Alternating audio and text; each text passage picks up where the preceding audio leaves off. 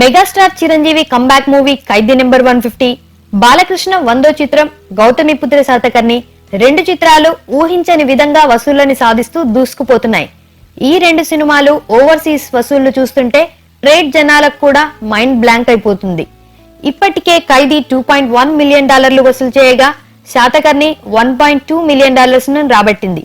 అయితే ఈ సినిమాల బ్రేక్ ఈవెన్ పై ఓ అవగాహన తెచ్చుకోవాలంటే ట్రేడ్ లెక్కలను కూడా పరిశీలించాల్సి ఉంటుంది. ఖైదీ నెంబర్ 150ని ఓవర్సీస్ లో 12 కోట్లకు విక్రయించారు. ఇందులో 2 crores రిఫండబుల్ అమౌంట్ కూడా ఉంటుంది. అంటే ఆ మొత్తాన్ని చిరు మూవీ రాబట్టలేకపోతే 2 కోట్లు రిఫండ్ చేయాల్సి ఉంటుందన్నమాట. రెస్ట్ ఆఫ్ ద వరల్డ్ హక్కులను ఓవర్సీస్ డిస్ట్రిబ్యూటర్ 2.5 crores కు విక్రయించాడు. అంటే కేవలం యుఎస్ నుంచే 9.5 crores రికవర్ కావాల్సి ఉంటుంది.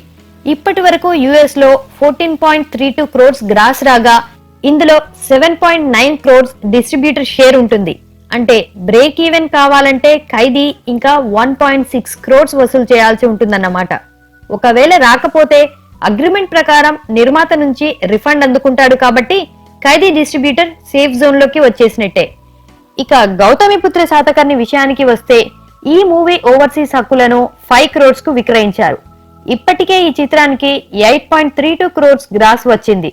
ఇందులో 4.6 crores షేర్ కాగా rest of the world rights ను అమ్మడం ద్వారా 90 lakhs వరకు డిస్ట్రిబ్యూటర్ కి వచ్చాయి. అంటే శాతకర్ణి ఓవర్సీస్ డిస్ట్రిబ్యూటర్ ఇప్పటికే 50 లక్షల లాభం గడించారన్నమాట.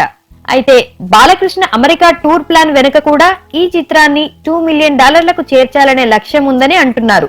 మరోవైపు ఖైదీ నెంబర్ 150 కూడా మరో 10 రోజుల పాటు స్టడీగా కలెక్షన్స్ రాబడితే $3 మిలియన్ అందుకునే అవకాశాలు పుష్కలంగా ఉన్నాయి.